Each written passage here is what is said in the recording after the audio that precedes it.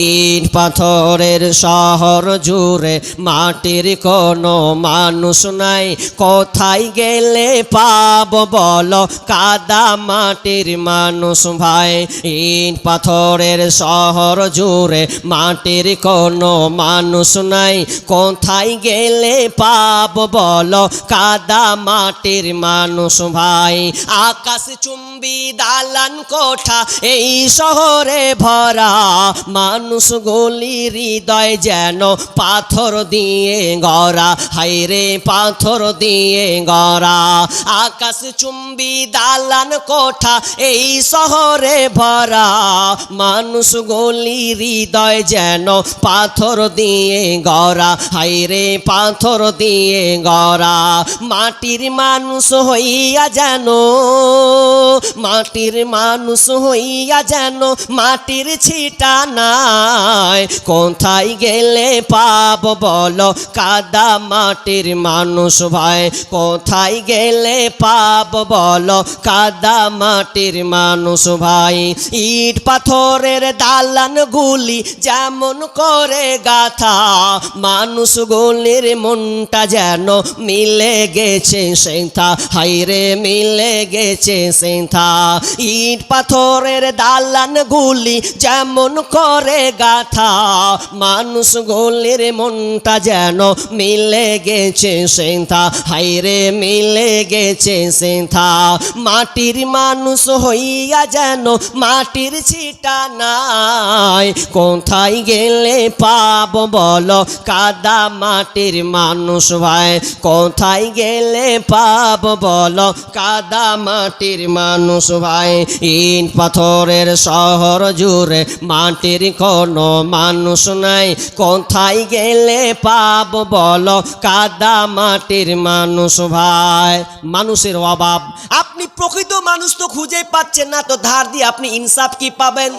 বন্ধুরে, সমাজটা এমন হয়ে গেছে কেউ কাউকে বিশ্বাস করতে পারে না, তার কারণ আমানতদারিতা উঠে গেছে। বিশ্বনবী বলছেন লা ঈমান লিমান লা আমানাতাহ, যার আমানতদার নাই, যার ঈমান নাই, যার ঈমান নাই তার আমানতদারিতা নাই। ওয়ালা দীনা লিমান লা আহদা লাহ, বিশ্বনবী বললেন এবং যার দিন নাই তার ওয়াদা আপনার কিনা আহাদালাহ, অর্থাৎ যে ওয়াদা ভঙ্গ করে তার মধ্যে কোনো দিন নাই।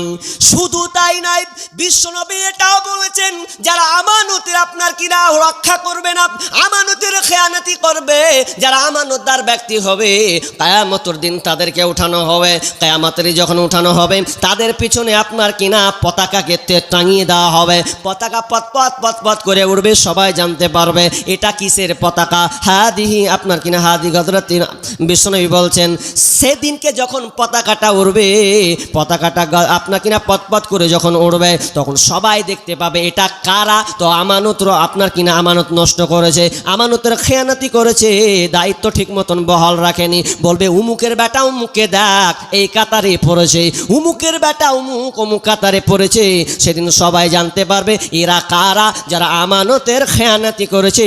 সেদিন কিয়ামতের দিন তাদেরকে একত্রিত করা হবে। হাদিহি গদরাতি ফুলান ইবনে ফুলান, এরা হচ্ছে অমুকের ছেলে অমুক, যারা আমানতের খেয়ানতি করেছে। সেদিন ওরা দেখতে পাবে, সবাই দেখতে পাবে। এখন আপনি লুকাচ্ছেন, লুকিয়ে লুকিয়ে ভোগ করছেন, করেন, ওদিনকে বহি প্রকাশ হবে, সেদিনকে প্রকাশ করা হবে যেদিন আপনি সব আপনার কাছে খোলাসা হয়ে যাবে, কিছুই গোপনীয় থাকবে না। সবাই বলে হায় হায় হায় উমুকের ব্যাটারে বিশ্বাস করেছিলাম, সব শেষ করে দিয়েছে। তাহলে আমানত, আমানত কত গুরুত্বপূর্ণ জিনিস বন্ধুরে। খবরদার খবরদার এটাকে এড়িয়ে চলার চেষ্টা করবেন না। যদি একটা লোক, ইবনে মাসউদ রাদিয়াল্লাহু তাআলা বলছেন, যদি সে জিহাদ করেও যদি মারা যায়, অর্থাৎ শহীদি মরণ সে যদি মরে, তবুও যদি তার আমানত থাকে, জান্নাতে যে আমানত ঠিক মতন বহাল না রাখে, তাহলে সে জান্নাতে যেতে পারবে না। শুধু তাই নয়, যারা আমানতের খেয়ানতি করবে তাদেরকে আল্লাহ বলবেন তুই আমানত আগে ঠিক কর, আমানত রক্ষা কর, তুই যে আমানতের খেয়ানত করেছি। তখন সে বলবে আল্লাহ আমি আমানত কিভাবে রক্ষা করব, কোনটা আমি আমানত ছেড়েছি আল্লাহ রে।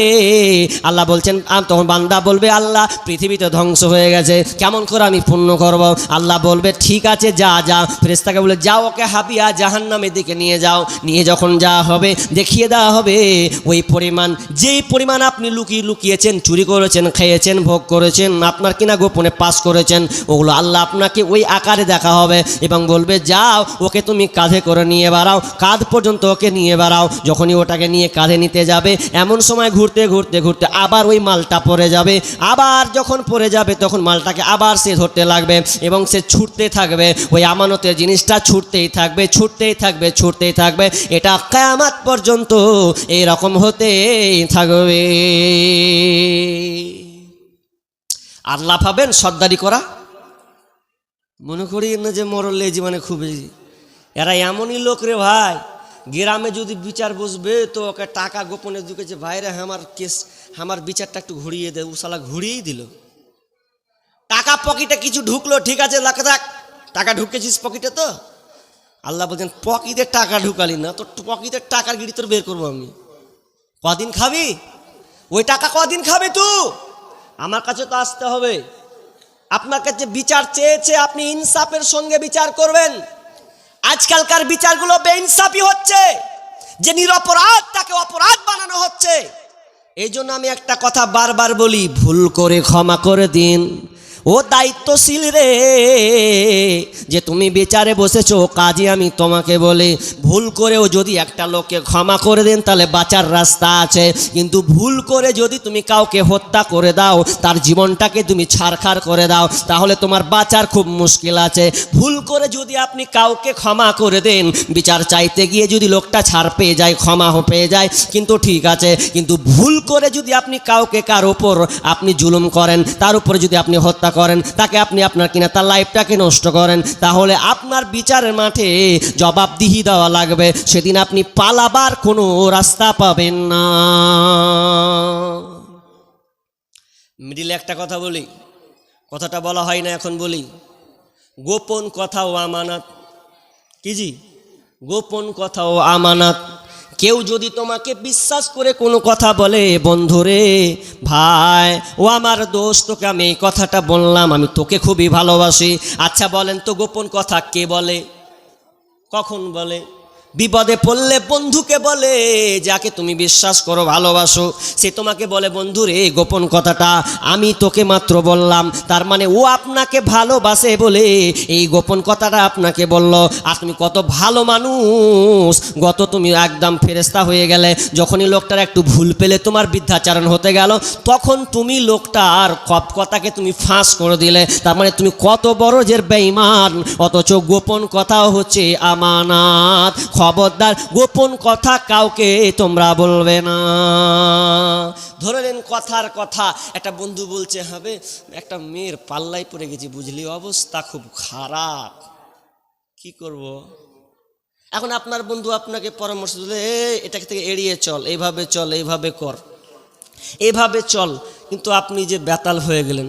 এবার ও করতে করতে হলো 5 বছর পর, 2 বছর পর এমন হলো যে শালা তোর সব একদম প্রকাশ করে দিব, সব কিছু বলে দিব, তুই আমার উপরে এটা কেন করলি?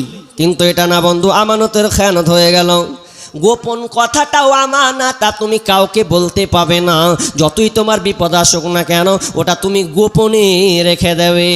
কারণ বিশ্বনবী বলেন, কোনো লোক যদি অন্যায় করে, অপরাধ করে, আর ওটা আমি জানি, আমি প্রকাশ করলাম না, ওটা আমি প্রকাশ করলাম না, আল্লাহ তাআলা সেদিনকে আপনার কিনা অন্যায়, যে অন্যায় করেছে, যে অপরাধ করেছে, সেদিন আল্লাহ তাআলা তার অন্যায়টাকে ঢেকে দিবেন, পর্দা আপনার দিয়ে দেবেন।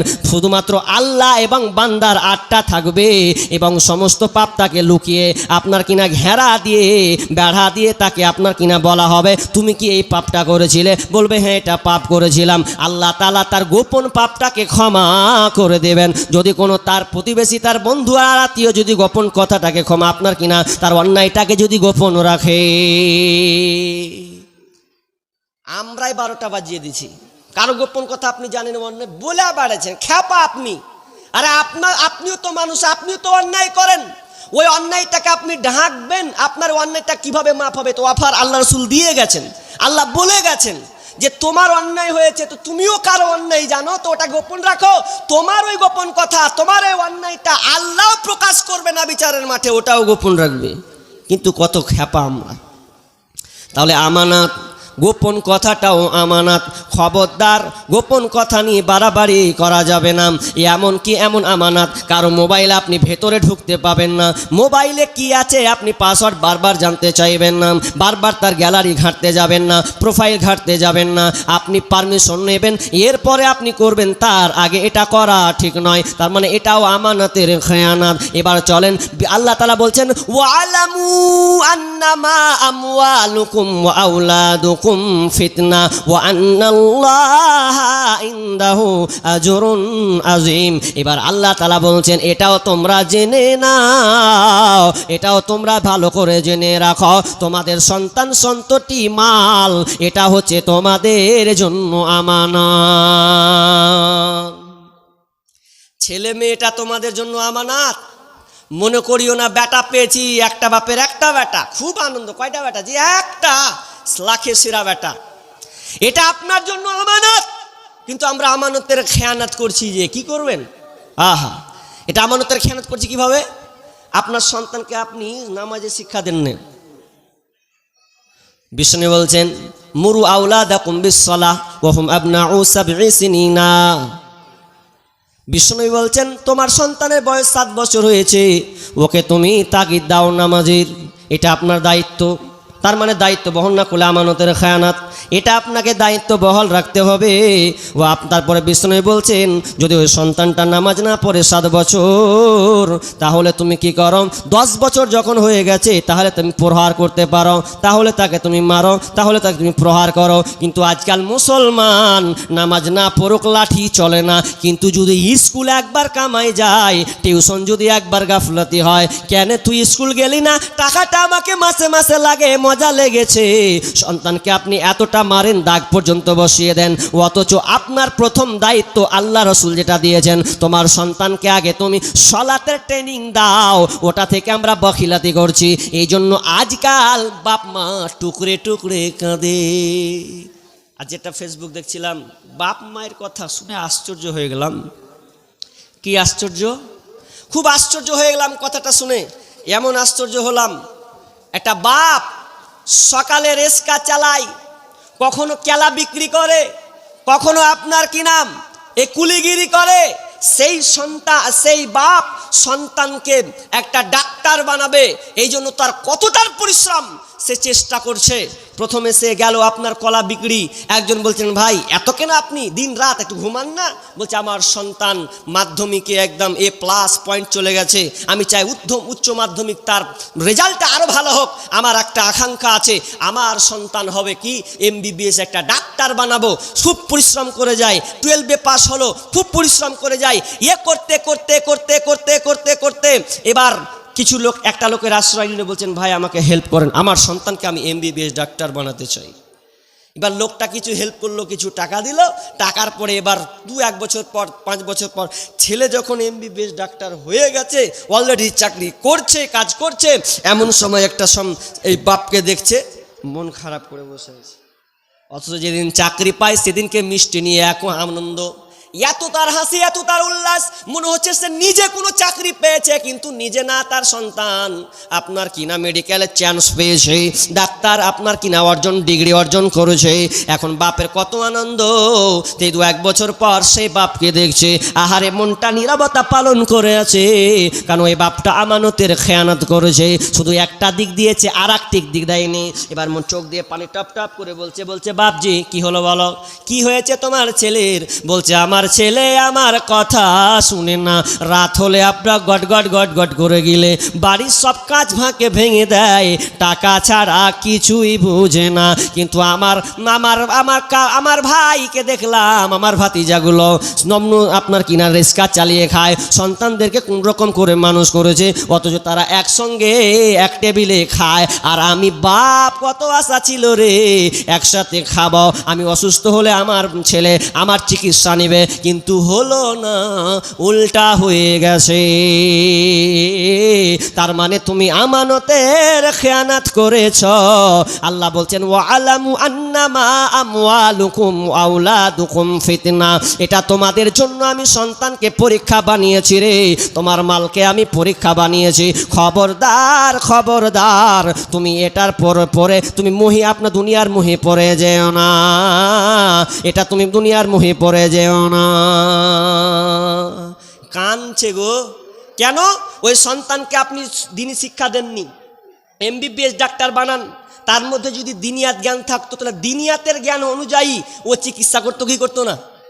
ওর মধ্যে আল্লাহর ভয় আসতো কি আসতো না? আসতো। কিন্তু এখনকার